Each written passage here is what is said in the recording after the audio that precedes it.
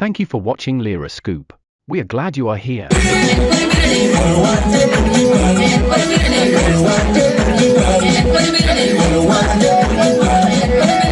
Now you UPC. Man would UPC though. You are very ungrateful. We invite you to the table. We give you a piece of the cake. You finish your piece. Now you want to eat ours. Luma, which he went to attend, is a creation of Jimmy Akena.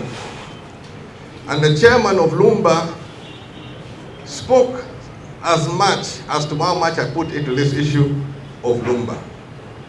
In brief, during the walk to work days, I as Akena rode for 8 months. I used to be UPC. I don't know about the UPC, but My friends in the UPC. We have very few of us have remained. what are the UPC? What do not knock the what you do not pass. So why do you stay in that UPC which we abandoned? Can you be UPC now? What a website? And young people like Ruth have abandoned. You are telling Dr. Jane get out of the wet gimcha. You know, I'm jumping. Either you change Cape Law or the change will change you. I look at that. Can you pay look? Now let me tell my friends in the UPC. When you were not a UPC in Kopara. If among was NRM, I will not be talking because I'm a member of the Central Executive Committee. I wouldn't be taking sides. But she's UPC. She's my friend. Kauno moi ti NRM. Jana na better member me NRM marcha.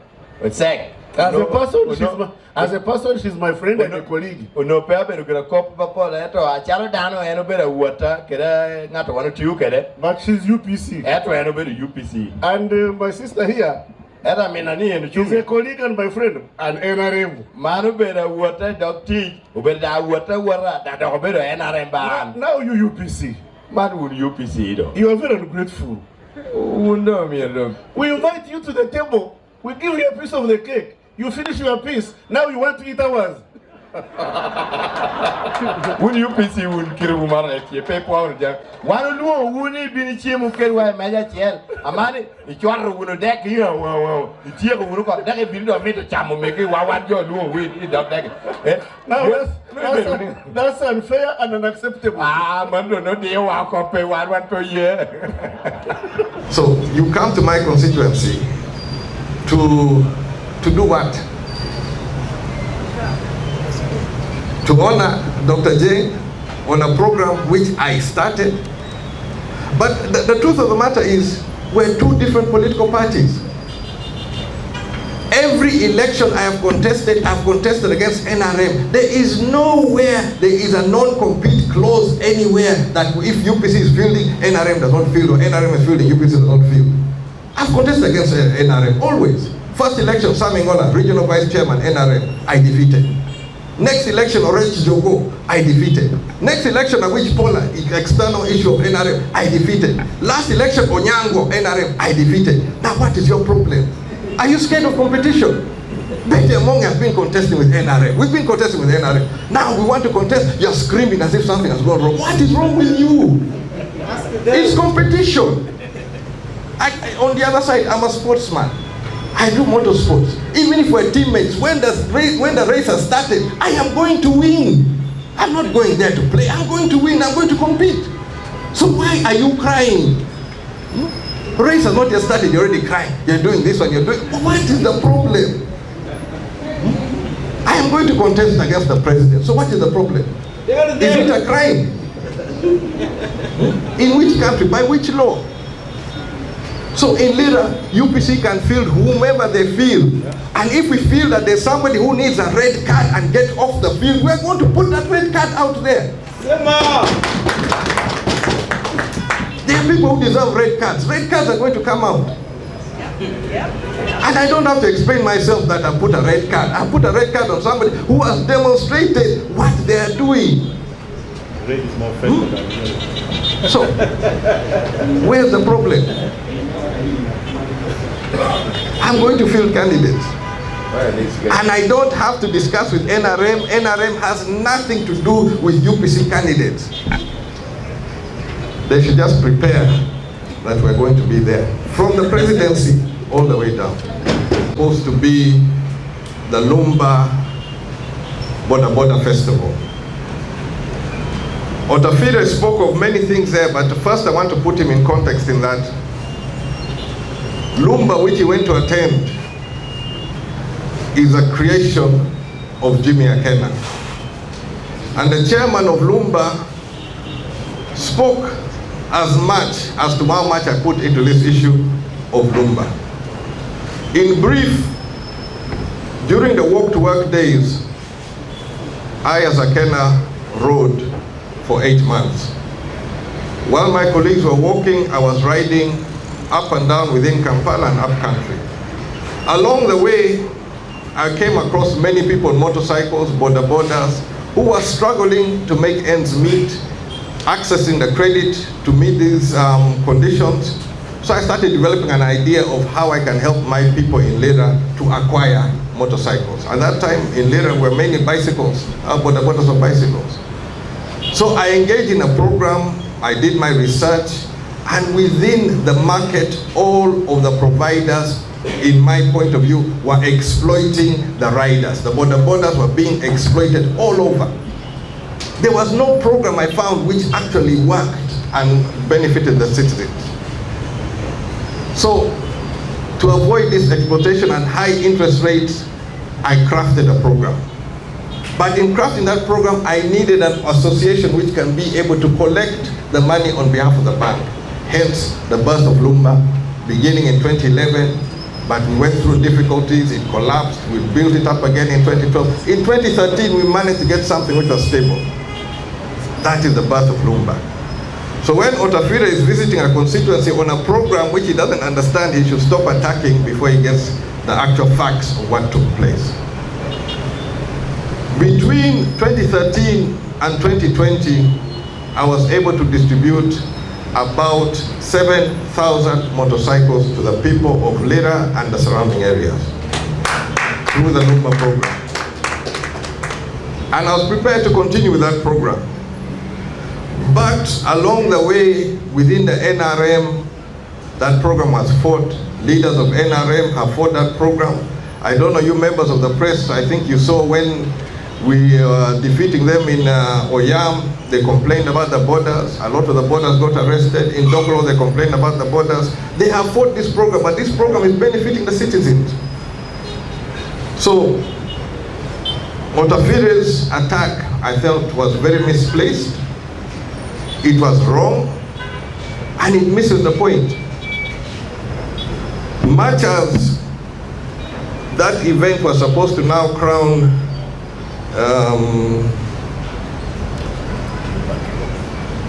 somebody as a patron of this organization, the so-called patron does not want to carry the debt or the liabilities of Luma.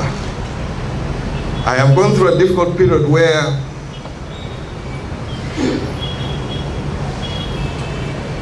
efforts are made to prevent people from paying loans. And my cry has been, even if you're fighting Akena, please, you go ahead and fight Akena. But do not destroy a young Ugandan's future by destroying their credit. You destroy their credit, wherever they go in Uganda, they're still going to have to meet credit at some point. They'll need a loan at some point. Don't destroy the people. Now, the big question is now, am I crying over spilled milk? Definitely not. But the challenge is here that if Akena can bridge a gap between a government bank, namely Post Bank, and a need in the society, which was the border, and through that, 7,000 borders come, then NRM with all its officials are busy fighting Akena to stop this program. Who are they fighting for? My cry is the people of Uganda are being exploited. I have demonstrated clearly that government has the tools. It's just the will to be able to serve the people of Uganda. So the challenge now goes beyond Otafiire and goes to the President of the Republic. I used Post Bank. Post Bank has branches all over Uganda. Why can you not come up with something reasonable where the border industry and people can get a fair amount or pay fair interest on the loans which they get? I demonstrated it is possible, it is practical, and it works. It was successful until it was fought by NRM. But the question now going towards 2026, who is going to do it for the people of Uganda? Who is going to do it for the borders within this country? That is my challenge and my question, which I put to the leadership of NRM. And this issue, I don't want to leave it here because we're going into election, and now the EC wants to cut the registration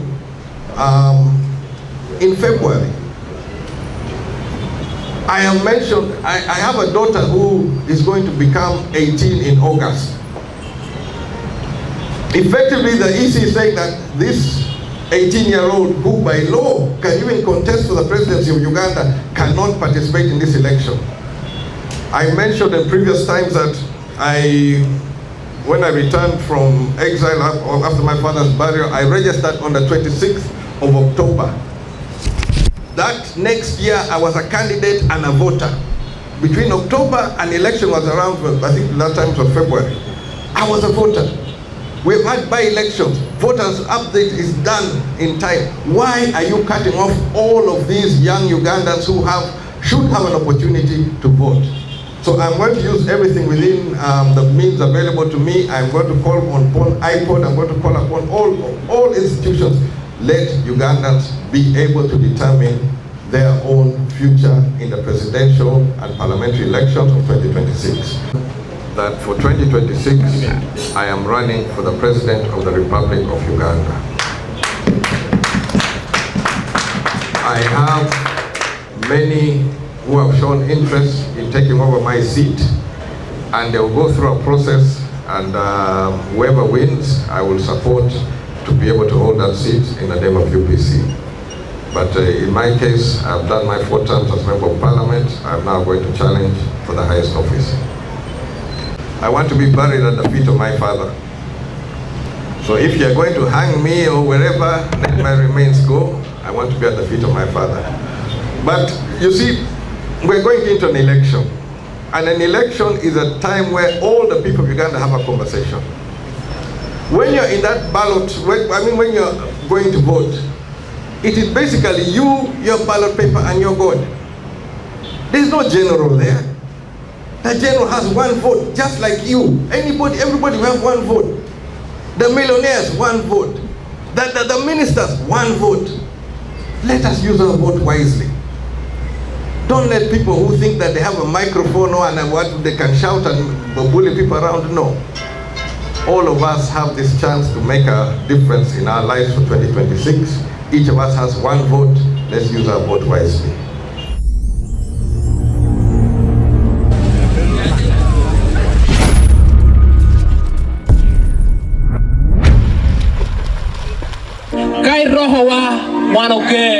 Thank you for watching Lira Scoop. We are glad you are here.